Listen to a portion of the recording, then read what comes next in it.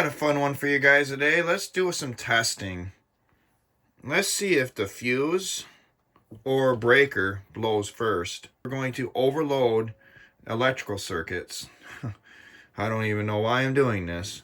But we're going to overload it to the point where either one's going to go. Either we're going to blow the fuse or we're going to blow the breaker. So let's test on that. Well, trying to find a bunch of loads that vacuum's pulling pretty good amount of current. And then we got something else. Put that outside because it's loud. So we got that plugged into this receptacle here with this ultra safe wiring. And then we got an Eden Pure heater. It's a knockoff Chinesium branded to it, but it still draws about 1500 watts. Now we're going to connect it to this wiring here. So I'm going to go ahead and get all set up and try to get the wiring connected. And we got to find something that this fuse is going to be able to go in. Well, this is my setup I got going on here. We got power coming in from that box, 20 amp circuit. We got it all connected through a contactor because, you know, we want safety. For now, I'm going to current limit with a dim bulb. And then we got the switch here. And you can grab and touch the switch all you want. It's low voltage. And that's going to... She's a little noisy, but... This should be good. Yeah, see? And then we got a stopwatch here for our time. First set test, we got a 24 volt transformer plugged into an extension cord. I got my clamp meter so you can clamp on. Oh gosh, I can't believe all the probes and wires are everywhere. So we'll turn that on. Let's go here to that setting. And let's test our incoming voltage with one hand. I mean, on YouTube, you always do learn how to do things one-handed. And we got nothing because I'm on DC. Okay, let's put it on AC. We'll try this again, right? Alright. It's bugging out for a second there. See, got 120 volts right there. Now we're going to go ahead and disconnect the probes on this, and then we're going to clamp it around some wiring. We really don't need the probes. We just need the clamp probe to test the current going through the system here. So what we're going to do is we're going to connect a load and see what we're limiting here to. Yeah, let's go ahead and click that on. Let's see if we'll turn it on and see what's going on here. As you can see, the bulb's lit. And we're not pulling any current, which we should be pulling something. So the bulb's limiting the current. So the vacuum cleaner is not going to work at all with this setup. Go ahead and turn that back off again. And then we're going to unscrew the bulb. And we're going to screw the fuse in.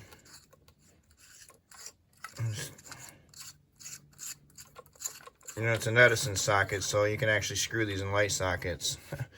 Go figure. Let's see what we got. Absolutely nothing. Well, after I screwed it in a little bit further, let's see what we get. It's drawn 11.3, 11.2 amps.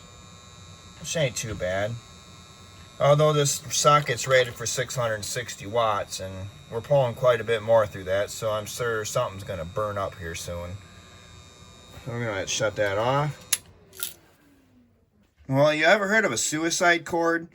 Well, this is a dummy cord, because you're a dummy for plugging this in.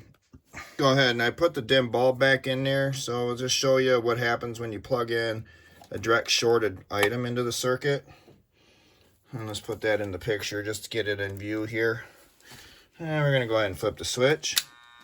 And as you see, the bulb lights up. And we're pulling about 0.4 amps. Let's go ahead and screw the fuse in. Oh yeah.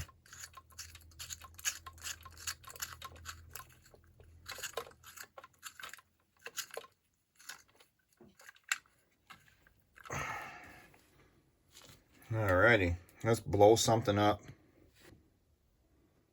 Well, it's a directly shorted plug here. Let's go ahead and see what blows first. Looks like the fuse blew. Huh. And it tripped the breaker too, at the same time. Nice. Let's go ahead and reset the breaker. Well, if you look at the fuse, you'll see all that splatter on top of that, the window there. That means that this fuse had experienced a direct short to ground, and it just completely exploded inside. And that's what happened. Yep, blowed up. Go ahead and screw another fuse into this. I'm wondering what's going to overload first. The 660 watt lamp socket, or blow the fuse, or blow the breaker. Well, let's find out. Okay. And as you can see, we're pulling about 11.2 amps. And that's just not enough to blow a fuse. So let's continue on here and turn on some power. Whoa. Let's go. We're at above. Oh, come on. That's not going to do anything. 21.4 amps. No. That's probably not even going to trip the circuit breaker or the fuse. Oh, we didn't have enough load, so let's try 2 vacuums. Oh, wait a minute here. Well, let's do a take 2 on that. Oh, yeah. 26 amps. Oh, yeah.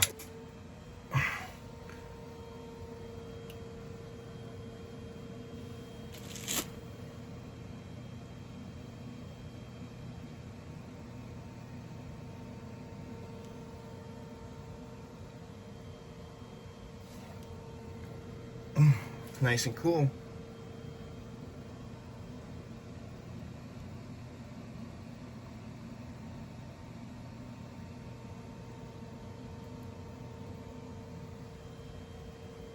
Well, this is pretty uneventful. I was wanting to see if maybe I can just boost it up a little bit to see. All right, let's add some load to it here. Ooh, it's already got load. I think that's all. It's all the beans. We got electric heater going and everything. Holy moly! Let's see if it'll blow. Huh.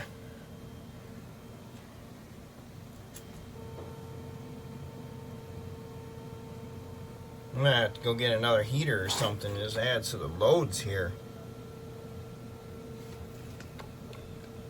It's getting a little warm. It's noticeable. This is the kind of stuff I do. I love doing things like this. See if this fuse is gonna blow.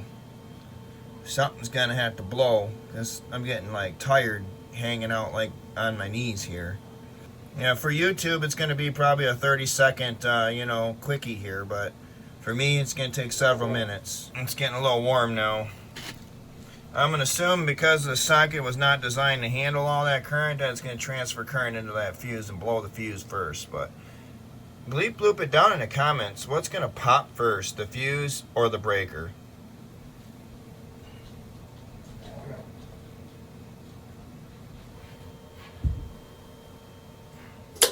Uh-oh. What popped?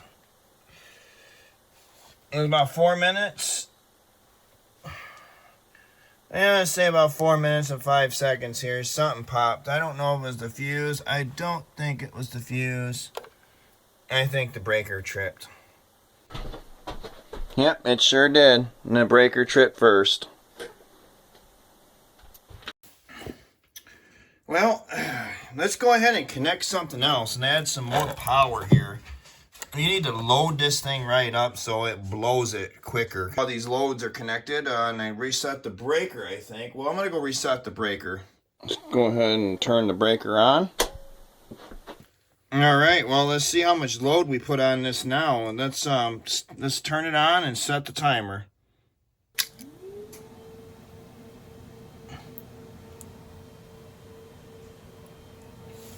Oh, yeah. Now you're really pulling some juice now on a 20 amp circuit. Let's see how long it takes for that baby to pop. We're juicing it right up now.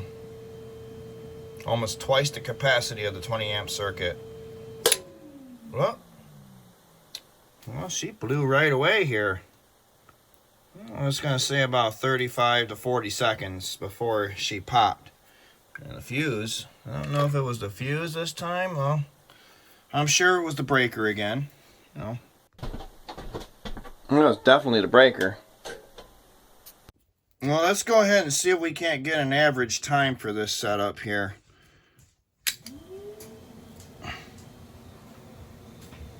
Usually when breakers get hot, they trip faster. Nope. Yep. Around the same time. I mean, I was a little bit slower last time, but yeah, it's a little bit. It's around the same time. Ow! Yeah, she's really hot. Yeah, man. Woo! This thing was passing some juice. Probably melted the socket a little bit. Putting 32 amps through this thing. Whew, that was hot. Still good though.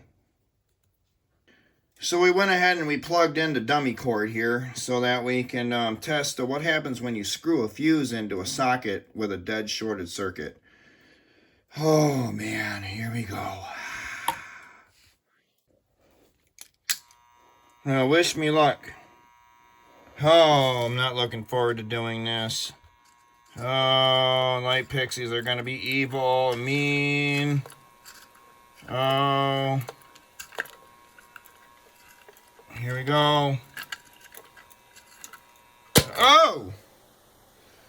Ooh, light pixies. They were... Ouch. Did it burn my fingers? I think it felt something burn my fingers.